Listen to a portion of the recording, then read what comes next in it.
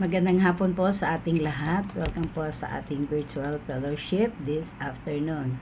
Salamat po sa Panginoon sa opportunity na ito na pinagkaloob niya sa atin bilang upang magbahagi ng salita ng Panginoon. Tayo po muna ay manalangin. Panginoong Jesus, salamat po o Diyos sa hapong ito at muli kami po, O Lord God, ay magkatipon para sa virtual fellowship na ito, Lord.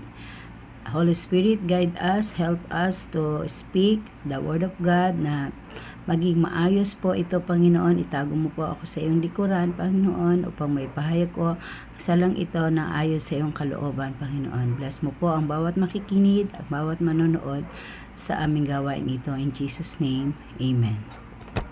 Our theme for this April is about Women of Hope. Ang title na napili ko po is Women of Hope, Trusting in God's Promise. In 1 Peter 1:3, Blessed be the God and Father of our Lord Jesus Christ, who according to His great mercy has caused us to be born again to a living hope through the resurrection of Jesus Christ from the dead. Ang ibig sabihin po nito na tayo po, simula po nung mamatay ang ating Panginoon, ay tayo po ay naligtas sa pamamagitan niya at nagkaroon po tayo ng bagong pag-asa dahil sa pamamagitan ng pagkamatay at pagkabuhay na mag-uli ng ating Panginoong Jesus. This message focuses on biblical women who anchor their hope on God's promises rather than circumstances, embodying faith, fearlessness, and perseverance. Ang key figure natin dito ay si Sarah, si Ruth, at si Esther. Sila po ang tatlong kababaihan na napili ko para po pagbulay-bulayan natin ngayong hapong ito. Number 1 is Sarah. Hope in delayed promises. In Hebrews 11:11, by faith even Sarah herself received ability to conceive even beyond the proper time of life since she considered him faithful who had promised. The history of Sarah. Sarah, the wife of Abraham, a woman of faith whose hope was rooted in God, though tasted by decades of waiting barren until at the age of 90s, she doubted God's promises of a son, even laughing at the news, yet she ultimately conceived Isaac and remembered for her enduring legacy. Si Sarah ay nagkaroon din ng struggle sa paghintay ng mahabang panahon. Dahil syempre po, tumatanda na siya hanggang sa naging 90 na siya. Pero nag-conceive pa rin siya, nagkaroon siya na nabuntis siya at pinagkalooban siya ng Panginoon. Siguro po ang panalangin din ni Sarah, di po ba? Tulad nga po ng mga kababaihan na ilang taon na hindi pa rin sila nabubuntis, pero patuloy po silang nananalangin, nagtitiwala, humihingi ng pag-asa para po sila ay magkaroon ng anak. Gayon din po si Sarah. Si Sarah ay nagkaroon, the promise fulfilled. Despite her doubt, Sarah believed that God is faithful to His word. She gave birth to Isaac, whose name is laughter, rejoicing that God turned her despair to joy. Amen. Realizing God is faithful to their promises despite human limitation.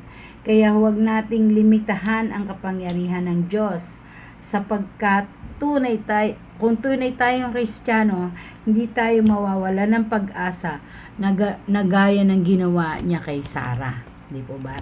Kung tayo ay talagang nagtitiwala, buong puso tayong nagtitiwala sa Panginoon at nakikita natin na mayroong pag-asa, di po ba, na faithful ang Panginoon sa mga kanyang mga pangako, tulad po ng ginawa niya kay Sarah. At siya po ay nagkaroon ng anak at masaya si Sarah, kaya tinawag niya yung anak niya na laughter, si Isaac.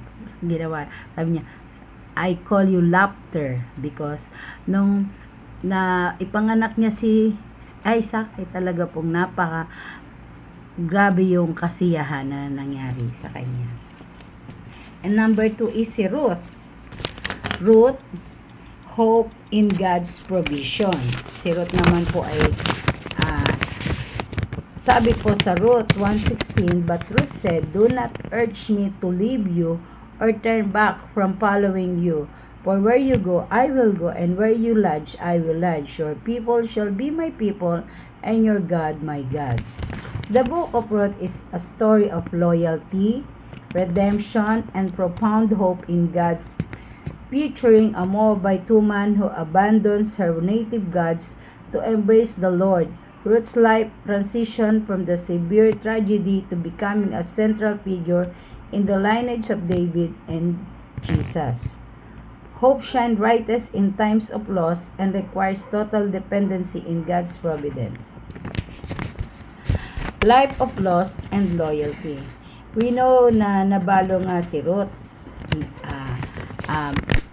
Nabalo sila, pati yung kanyang biyanan, nawawala na rin ng asawa si Naomi, at yung kanyang dalawang anak, namatay din, ang asawa ay si Ruth, at saka si Orpah. Pero si Ruth, nanatili siya sa poder ni Naomi. Si Orpah, bumalik siya kasi sabi ni Naomi, pwede na kayong umuwi kung saan nyo gusto. Pwede na kayong lumisan, iwanan nyo na lang ako. Pero si Orpah umalis, pero si Ruth nanatili siya sa kanyang biyanan na si Naomi. At talagang sinamahan niya ang kanyang biyanan. Sabi niya, kung saan ka titira, titira din ako. Kung saan ka, kung sino yung kababayan mo, magiging kababayan ko. At kung sino ang iyong Diyos, ay Diyos ko na rin. Kaya yun po ang nakita yun ang kanyang kasaysayan. Si Ruth ay naging tapat sa kanyang biyanan, no? Sa kabila ng paghihirap nila, dahil syempre wala nang nagpo-provide sa kanila, ang kanilang naging hanap buhay, namumulat sila ng uhay doon sa field ni Boaz. At nagkaroon siya ng favor. Nakita ni Boaz na si Ruth, at nakita niya, at naging asawa ni Boaz si Ruth. Kaya di po ba nagkaroon ng favor sa kanyang pagtsatsaga at sa kanyang pagtatapat sa kanyang biyanan. Di ba na meron po talagang pabor na ipagkakalob sa atin ng Panginoon kung tayo po ay mananatiling tapat sa Kanya. Amen. And number 3 is si Esther, si Queen Esther.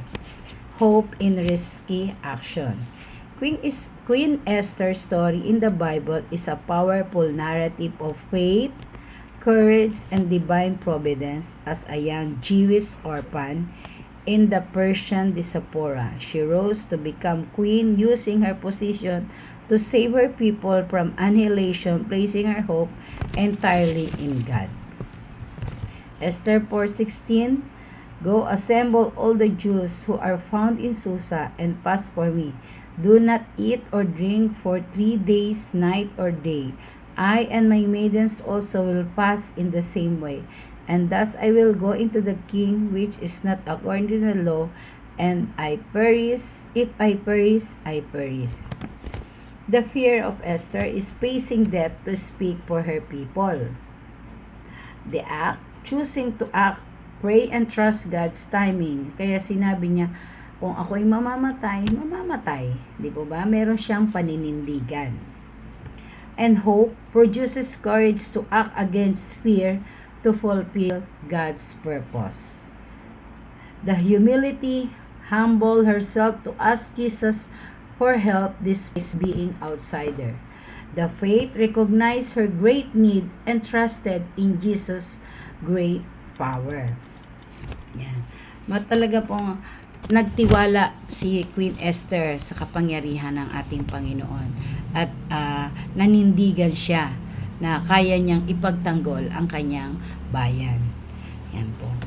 Bilang conclusion po, how to apply hope for today. Number 1 is adornment. Hope in God is women's best adornment.